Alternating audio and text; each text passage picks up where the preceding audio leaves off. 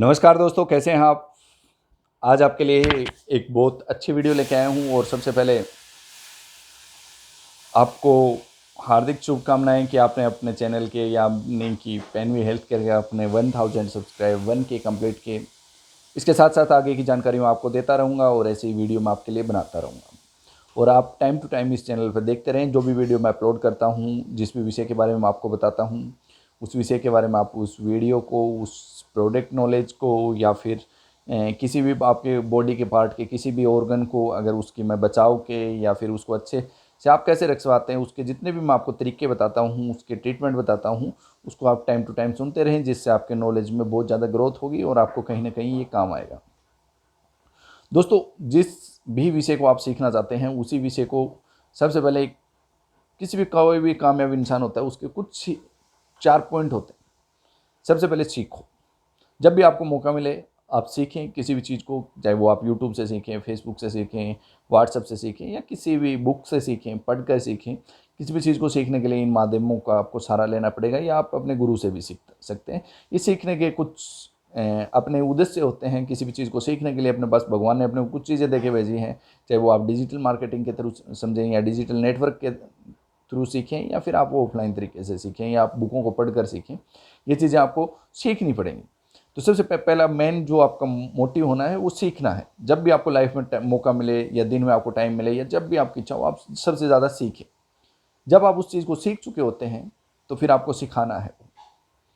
आज अगर आपको आयुर्वेद के बारे में जानना है, आयुर्वेद के प्रोडक्ट्स के बारे में जानना है या फिर आप आयुर्वेद से जुड़ा हुआ कोई भी वर्क कर रहे हैं, चाहे वो आप नेटवर्क मार्केटिंग में कर रहे हैं या फिर आयुर्वेद एमआर के रूप में आप कर रहे हैं या फिर आयुर्वेद चिकित्सक के रूप में आप कर रहे हैं या फिर आप आयुर्वेद नर्सिंग के रूप में कर रहे हैं या आप आयुर्वेद फार्मेसी के रूप में कर रहे हैं, आप आयुर्वेद को किसी भी रूप में आप प्रचार कर रहे हैं या उसका आप योग के तरफ से कर रहे हैं या फिर आप होम्योपैथ की तरफ से कर रहे हैं या फिर आप प्राकृतिक चिकित्सा के साथ कर रहे हैं, आप किसी भी तरह से आयुर्वेद या यानी जो भारतीय संस्कृति है आप उसको बढ़ावा दे रहे हैं या उसके बारे में आप नॉलेज दे रहे हैं, तो सबसे पहले आपको सीखना पड़ेगा। जो भी आपका नॉलेज है आपको उसको बढ़ाना पड़ेगा।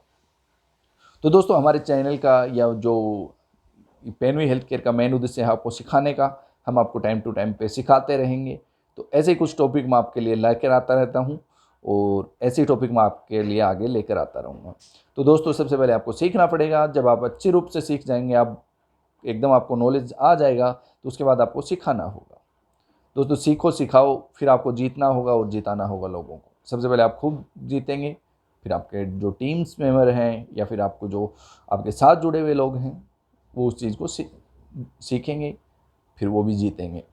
तो दोस्तों, इस उद्देश्य के साथ मैंने चैनल की शुरुआत की थी। ये कि स्टार्टिंग से आपने बहुत अच्छा प्यार दिया और इस मुहिम में जितने भी व्यूअर्स मेरे साथ जुड़े रहते हैं या जितने भी लीडर्स मेरे साथ जुड़े रहते हैं या फिर जितने भी डॉक्टर्स, नर्सिंग, जो भी मेरे साथ कनेक्ट रहता है, मैं उनको कुछ न कुछ नया सिखाने की कोशिश करता हूँ।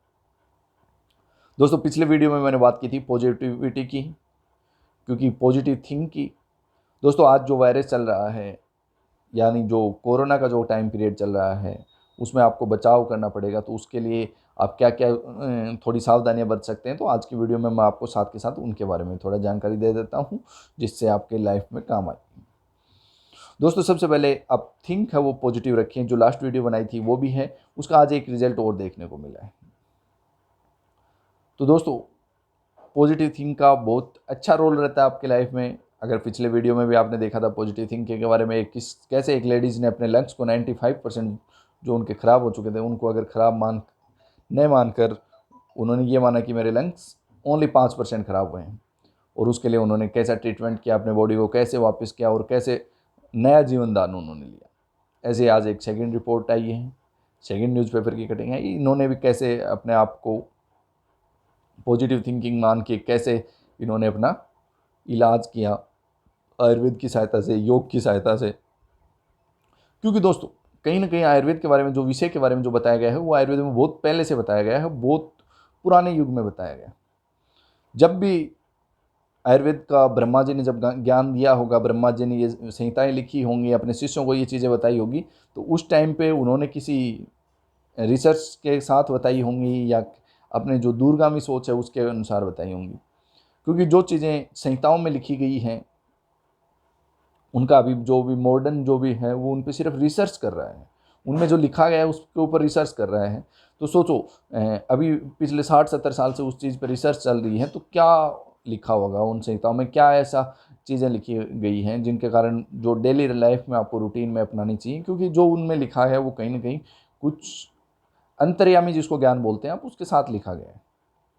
तो संहिताओं का ज्ञान आपको होना चाहिए, संहिताएं भी आपको सीखनी चाहिए। अगर सीखने के लिए तो आने वाले टॉपिक्स में मैं आपको संहिताओं के भी जो कुछ पॉइंट्स हैं उसके बारे में मैं बताऊंगा। संहिताओं में अगर बात करें चरक संहिता, सुश्रुत संहिता में, तो जो अभी का जो टाइम पीरियड चल रहा है इसको जनपदोध्वंस अध्याय करके जो विमान स्थान है उसके 3rd चैप्टर में दिया गया है। उसमें इसके बारे में बताया गया है कि कैसे जो भी जनपद आता है या कोई भी जनपद व्यक्ति होते हैं उनका ध्वंस होता है, तो इसका मेन कारण क्या होता है। दोस्तों आयुर्वेदा में इसका मेन कारण है धर्म को माना गया है। जो भी आपकी सोच विचार जो कार्यशैली है वो किस टाइप से हो रही है, उन चीज़ों को मान के ये चीज़ें आयुर्वेद में बताई गई हैं। और आयुर्वेद में बहुत अच्छे तरीके से विमान स्थान में महर्षि चरक ने इन चीज़ों को बताया है कि जनपदोध्वंस जब आता है तो उस टाइम पे जो हर्ब्स होती हैं उन औषधियों के भी गुण खत्म होने लग जाते हैं, तो औषधि पहले से स्टोर की हुई होनी चाहिए। कुछ इसके साथ साथ जो वायु है वो विकृत चलती है, मतलब जिस दिशा से आनी होती है उसके विपरीत आती है। मौसम है वो बार बार चेंज होता रहता है, जैसा कि आज इस टाइम में आप देख रहे होंगे गर्मी के सीज़न में बारिश आ रही है, कभी ठंड हो जाती है। तो ये जो चीज़ें हैं ये जनपदोध्वंस आने वाला होता है उससे पहले की बातें होती हैं, ये आयुर्वेद में पहले से बताई गई हैं। इनके अंतर्गत आप क्या क्या चिकित्सा ले सकते हैं, इसमें वो संपूर्ण जानकारी आपको बताई गई है कि जैसे आप रसायन का सेवन करें। अब मेन रसायन कौन से हैं, जैसे अश्वगंधा रसायन है, च्यवनप्राश रसायन है, इन चीज़ों का आपको यूज करना चाहिए। आपको धूपन कर्म करना चाहिए, आपको हवन करना चाहिए, आपको आचार रसायन का पालन करना चाहिए, आपको सद्वर्त का पालन करना चाहिए। ये चीज़ें आयुर्वेद में बताई गई हैं, ये विषय वस्तु के बारे में आयुर्वेद में बताया गया है जिनका आपको पालन करना चाहिए, जिससे आप इस रोग से अपने परिवार को, अपने संबंधियों को आप बचा सकते हैं, जिससे आप बचाव कर सकते हैं। और आज के टाइम पर आप देख रहे होंगे नई नई रिसर्च हो रही हैं, नए नए इंजेक्शन्स के ऊपर जो मॉडर्न मेडिसिन है वो ट्रायल कर रही है, बट रिजल्ट नहीं मिला है अभी तक। और आयुर्वेद ने ये चीज़ें 3000 साल पहले बताई हैं कि इसके रिजल्ट के लिए आपको क्या करना पड़ेगा, क्योंकि इन्होंने बताया है कि पहले वायु दूषित होगी, फिर जल दूषित होगा, फिर देश दूषित होगा, फिर काल दूषित होगा। तो ये इस प्रकार से आयुर्वेदा में कर्म भी बताया गया है। तो आप देख रहे होंगे फिलहाल जो कर्म चल रहा है उसमें वात दूषित है, वायु दूषित है। वायु में भी सबसे ज़्यादा जिसको आप ऑक्सीजन की बात कर रहे हैं, ऑक्सीजन को आयुर्वेदा में इस वायु को प्राणवायु का नाम दिया गया है। तो प्राणवायु के बारे में जितने भी रोग हैं वो वायु दूषित होने के कारण होते हैं। और आज देख रहे होंगे आप जो एयर है वो आपकी दूषित है, इन्वायरमेंट आपका दूषित है, जिससे आपको ऑक्सीजन की बार बार ज़रूरत हो रही है। तो अगर आपका एयर सिस्टम सही रहेगा, आपकी प्राणवायु सही रहेगी, तो आपको ऐसी चीज़ों की ज़रूरत भी नहीं पड़ेगी।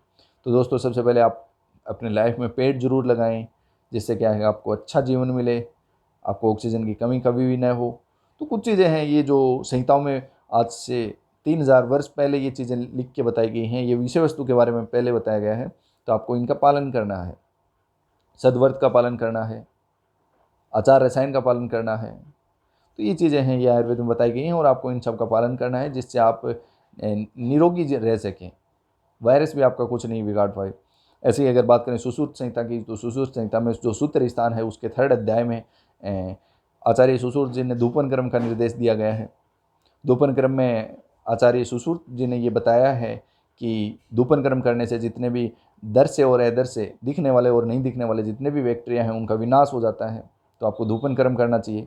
जब भी पुराने टाइम में जब भी वो सर्जरी करते थे, जब भी वो ऑपरेशन जो उनका थिएटर होता था उसके अंदर जो भी प्रोसेस करते थे, तो उस टाइम पे वो धूपन कर्म किया करते थे, जिससे जो भी वायरस हैं, जो भी बैक्टीरिया हैं, जो दिख रहे हैं या नहीं दिख रहे हैं, उन सब का विनाश हो जाए, वो सब नष्ट हो जाए। तो ये चीज़ें हैं ये आयुर्वेद में बताई गई हैं पहले से, इसके बारे में आपको जानना होगा और इन चीज़ों के बारे में आपको नॉलेज जो है वो ग्रहण करना होगा, जिससे आपको क्या हो, अच्छा रिजल्ट मिले, आप अच्छा स्वस्थ जीवन जी सकें। और दोस्तों हम तो आपके साथ यही मनोकामनाएं करेंगे कि आप और हम सब स्वस्थ रहें।